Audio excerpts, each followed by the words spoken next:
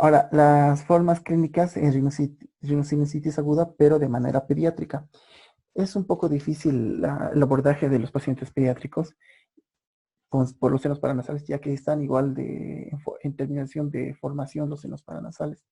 No total, obviamente, ¿no? Pero igual es un poco difícil. Por eso es muy importante, si nosotros tenemos, digamos, una sospecha, enviar al paciente directamente con un pediatra. ¿Por qué? Porque ellos tienen otro tipo de manejo para estos pacientes, ¿sí? Ahora, ¿cómo podemos ver? Tenemos que ver una inflamación de la nariz, obviamente también de los senos paranasales, caracterizado obviamente de estos síntomas presentes ahorita, dos o más de ellos, ¿ya? Entonces, obviamente vamos a cursar con una obstrucción o una congestión. Obviamente de esto tiene que darnos cuenta que va a haber una descarga nasal, tanto anterior y posterior.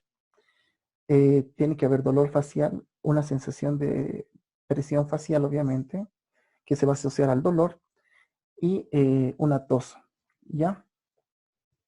Ahora, cuando posteriormente ya hemos pasado las 12 semanas, vamos a pasar a lo que es la sinusitis crónica del adulto o crónica propia del adulto. Ya esta inflamación de la nariz y senos paranasales se caracteriza por dos o más síntomas, ¿ya? ¿Cuáles van a ser estos síntomas? La obstrucción, obviamente, la congestión nasal, obviamente también va a tener la rinorrea, el dolor, la presión facial. Obviamente tenemos que darnos cuenta que estas alteraciones de sentido van a tener un compromiso del olfato, ¿ya? Cuando hablamos de cronificación, obviamente ya estamos hablando de una obstrucción mayor, ¿sí? Entonces, cuando no es bacteriana y cuando solamente es viral y abunda la mucosa, la inflamación de la mucosa, a veces no cursamos con una fiebre, ¿sí? Entonces, algo que también a veces nos hace pensar otro tipo de diagnóstico, ¿ya? Otros síntomas que nos pueden guiar a una cronificación de la rhinositis va a ser la halitosis, una fatiga, obviamente como un tipo de fatiga facial del paciente. Puede llegar a comprometer si llegara a tener una complicación bacteriana a un dolor dental. Obviamente el paciente va a llegar a presentar tos, porque esto puede llegar a migrar incluso a pulmones. Puede llegar a tener una otalgia por presión o sensación de plenitud en el oído. Y obviamente, como ya hemos dicho en principio, más superior de estos síntomas a las 12 semanas. Tanto en la rhinositis crónica del adulto como en la del niño, igual vamos a presentar casi las mismas características, ¿sí? Entonces, lo más importante siempre para determinar si es crónico o agudo, obviamente, es el tiempo. También ver cómo ha iniciado el cuadro. Y también tenemos que darnos cuenta de lo que hemos visto en la anterior clase, el tipo de morfología nasal que tiene el paciente. Obviamente no todos tenemos la misma nariz, entonces en base a eso también tenemos que hacer el análisis clínico del paciente y con esto más o menos guiarnos si el paciente es propenso a tener este tipo de problema, ¿ya? Ahora, la exploración, ¿cómo se va a realizar? Primero vamos a realizar una rinoscopía anterior, donde vamos a evaluar la mucosa nasal inflamada, los cornetes inferiores, si van a estar estos hipertróficos, perdón, va a haber una rinorrea espesa, el tipo de rinorrea, cómo es la rinorrea. En la orofaringe vamos a observar la rinorrea posterior, si este igual es de origen purulento, que obviamente en muchos casos sí es positivo esto. En la endoscopía nasal se puede llegar a observar la salida de material purulento por el ostium de los senos maxilares, además de los hallazgos descritos en la rinoscopía anterior.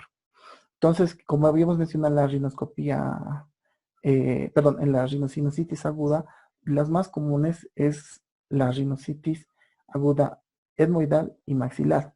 Entonces, obviamente, estas son las que más nos van a guiar a una cronificación. Y obviamente, posteriormente, esto se llega a complicar a una pansinusitis. ¿Ya?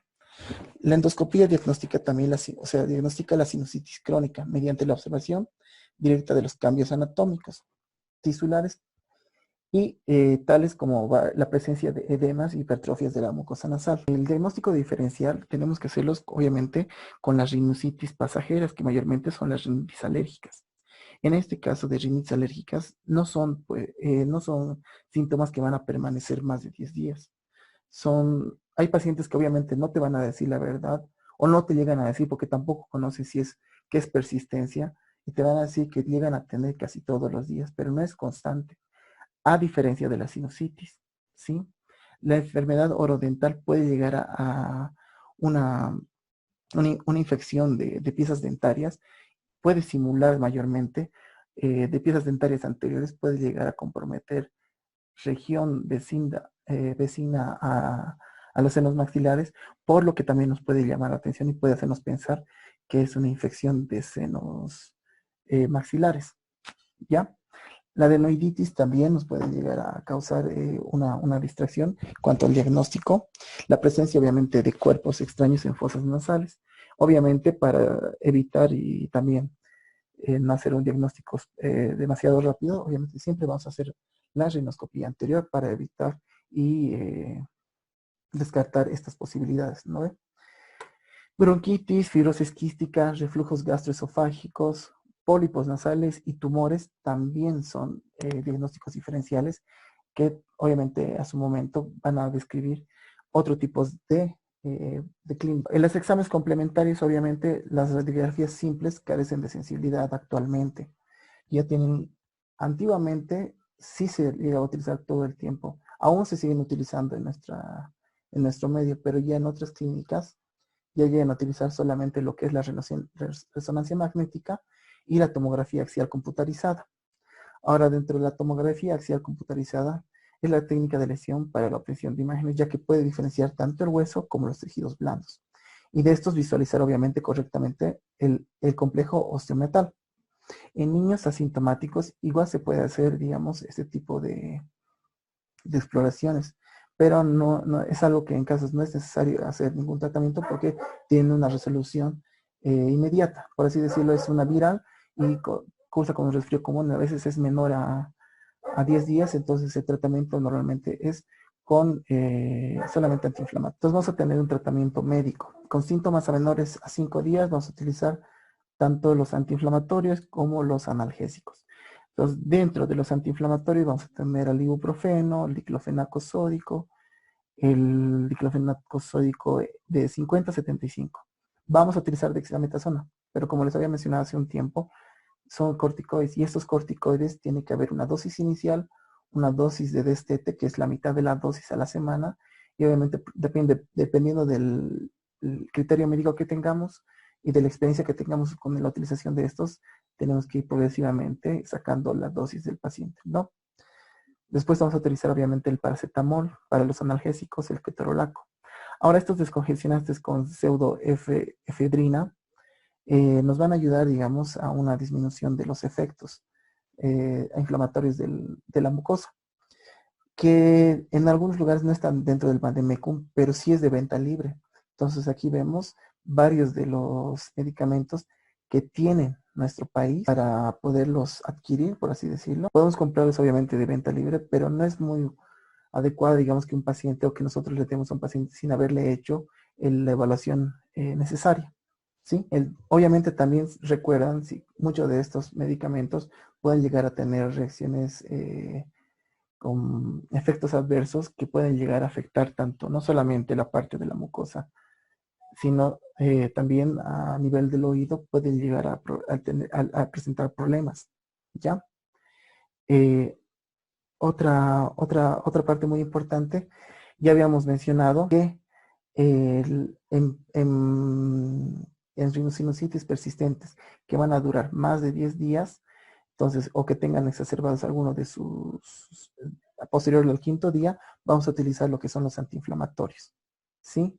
Antiinflamatorios con analgésicos, descongestionantes, algunos corticoides tópicos, que ya hemos citado anteriormente, que ya les mencioné, que les mostré las fotos, que son estos, ¿no? Estos. Algunos son antitusígenos, algunos son para la gripe propiamente dicha.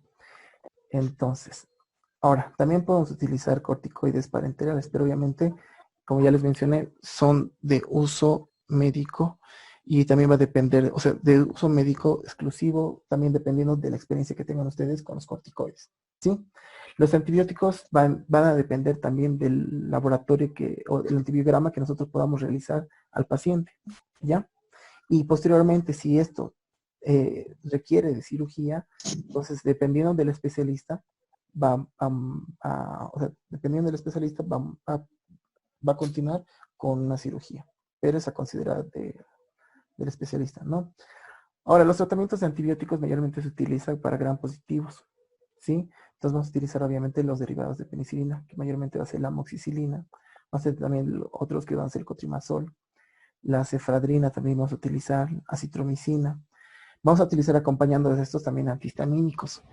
Y obviamente, como hemos mencionado hace rato, los descongestionantes que van a estar con pseudoefedrina, ¿sí? Los antiinflamatorios más importantes va a ser el uso de ibuprofeno, 400 miligramos vía oral cada 8 horas. Esto de 5 a 7 días. Obviamente tienen que tomar en cuenta los días de utilización de estos fármacos. Va a depender si estos van a tener mayor a 10 días de sintomatología y también si es mayor a los 5 días, si esto va a tener exacerbaciones, ¿no? Entonces también podemos utilizar tanto el diclofenaco de 50 o de 75 miligramos.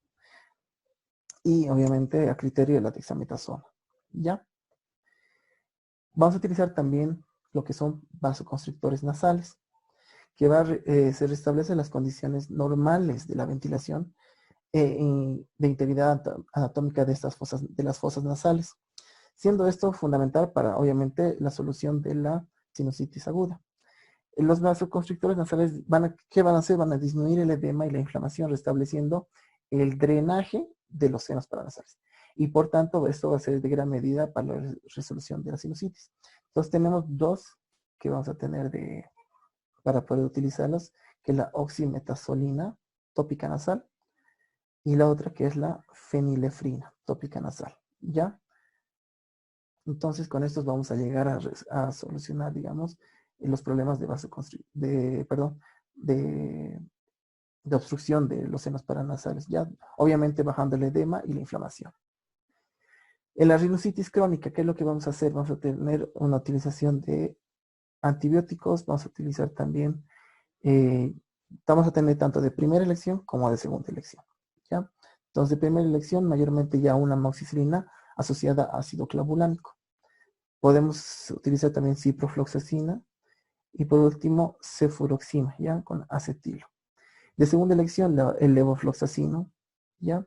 También podemos utilizar el moxifloxacino y por último, la telitromicina, ¿sí?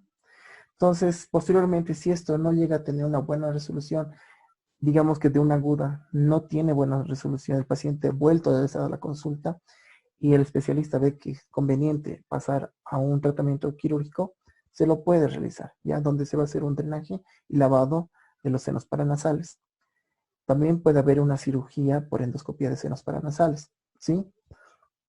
Posteriormente a esto, ¿qué va a haber? Puede llegar también a tener complicaciones.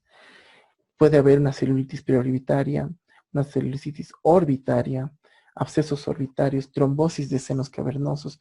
Esto puede llegar también a meningitis, a las meninges, abscesos de intracraneano, absceso superóstico. También puede haber posibles quistes de retención, osteomielitis. O sea, nunca vamos a estar tampoco, digamos, libres o seguros de que esto no va a cronificarse y no va a complicarse. Siempre tenemos que tener en cuenta que puede llegar a haber una complicación, también dependiendo obviamente del paciente, de la cronicidad del paciente y también de los factores de riesgo que tenga el paciente. ¿Ya? Entonces con esto acabamos, chicos, lo que es todo lo que es la región nasal. Y a la siguiente clase vamos a avanzar lo que es laringe, faringe. Yo les voy a mandar el temario. Antes, yo creo que es hasta mañana, ¿sí? Y les voy a también mandar, digamos, en el transcurso de la tarde, una tarea para que le realicen hasta el día de mañana, ¿sí? No va a ser una tarea muy complicada, va a ser algo más sencillo, pero va a ser un tipo informe, ¿ya? Entonces yo en el transcurso de la tarde, al máximo hasta las 5 de la tarde, les voy a hacer llegar a la plataforma virtual la tarea, ¿sí? Entonces revísenlo, por favor. Y también, por favor, revisen las diapositivas porque el trabajo va a incluir también parte de las diapositivas. ¿Sí, chicos? Está Ya, bien, doctor. doctor. Hasta ahora, doctor. Ya. Una pregunta. Sí, sí, ¿Hasta sí. qué hora más o menos podemos entregar mañana la tarea? Por favor, que sea hasta las 6 de la tarde, chicos, porque Ya también está bien. tenemos que pasar, ya estamos terminando la parte teórica.